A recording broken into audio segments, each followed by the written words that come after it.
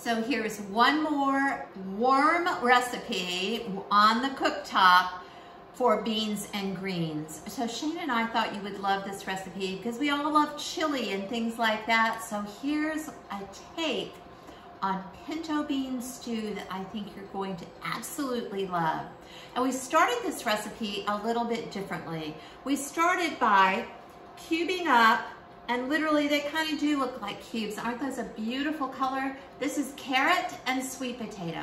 And we popped it in the microwave, covered it with a piece of plastic wrap with holes in it, put it in the microwave, and we nuked it for about 3 minutes. So now we have a lovely soft and cooked sweet potato and carrot that's gonna go into my pot. So I went ahead and took a large red onion and chopped it finely, put some olive oil in here, and I've cooked it down. So the next thing I'm gonna do is go ahead and put in my garlic cloves. So I've got a couple of garlic cloves, and you guessed it, it smells great in here now.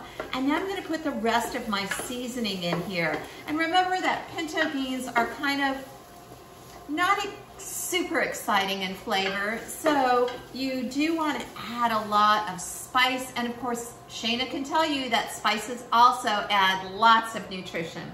So I've got about a teaspoon of cumin here. I've got some Chipotle chili powder. That's going to give us umami, that flavor of richness, without having to put any meat in. So the flavor of meat without meat.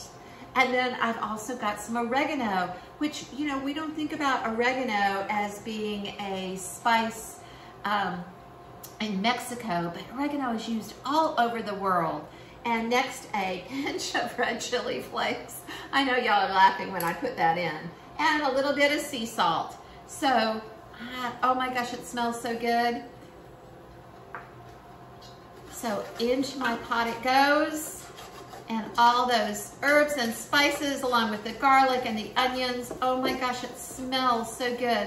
And we're actually putting the spices in with the aromatics, the onions and the garlic, because that's gonna cook them just a little bit. So you wanna be very careful to not let this burn, because you don't want your spices to burn, because it won't taste good. Oops, let me see, I did forget my smoked paprika. So we're gonna put that in there too.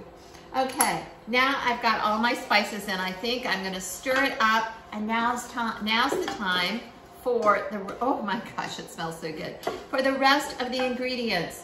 And that includes those carrots and sweet potato that I cooked earlier. And why am I doing it this way? Because I want this to be a quick and easy soup for you. So the more we get cooked ahead of time, and it only takes about 3 minutes in the microwave, the easier it is to complete the soup without having to spend hours over the stove. So you could cook it in broth, which is what I'm gonna put in right now, but it'll take a while. So about 2 cups of my veg broth, and you saw how pretty that was.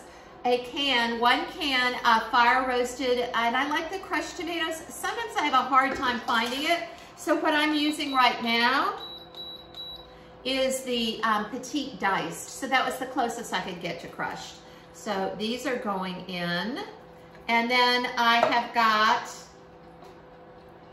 2 cans, 2 15-ounce cans of pinto beans. And that is going to be, oh my gosh, it's so pretty. That's going to be my stew. And I wish you could smell it. Okay, so I'm gonna let this burble away for about 15 minutes. I'll see y'all in just a little bit. And it's gonna be warm and rich and delicious. So 15 minutes, see you then.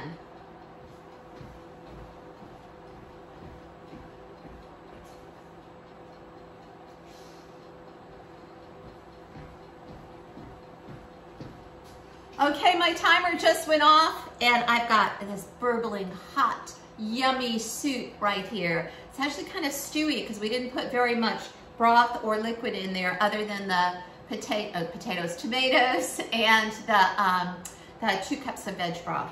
Okay, so it is ready to be served up. Now I'm gonna give you an option here.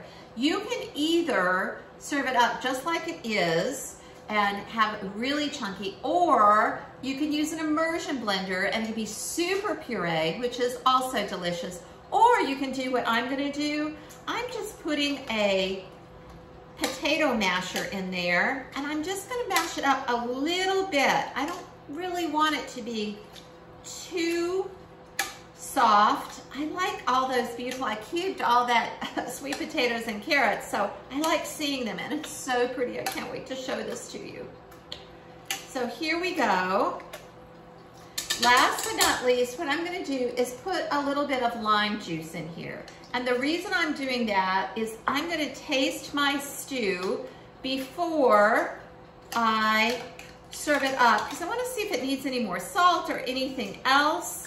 Of course, I drained and rinsed my beans well, so that means it took those beans from a high sodium food to a low sodium food. But I still might need a little salt. I haven't put any black pepper in, so I might put a little of that in, but let me see what it tastes like first. Oh my gosh, y'all, it's so good. Everything we think about pinto beans, kind of neutral in flavor. All our herbs and spices have popped them up, and I don't think I need anything. I think that lime juice added the perfect little yum at the end. So here's what I'm gonna do. I'm just taking my stew here and putting it in a bowl. Can you see how pretty that is? Oh, wow. And it's very thick, and I like that. And then to finish it off, all I'm gonna do is put some pumpkin seeds right on top of it. That's gonna give it a little bit of crunch. And you know, we always think about the texture as well as the taste. And so I'll put it right here so maybe you can see it a little bit better. So there it is. That is the quick and easy, and y'all, I'm telling you, these are less than 30-minute recipes. Quick and easy pinto bean stew to go along with our beans and greens this January. I hope you enjoyed this recipe, and I hope you make it for your family or friends at home. Until the next beans and greens recipes, cheers to pinto bean stew.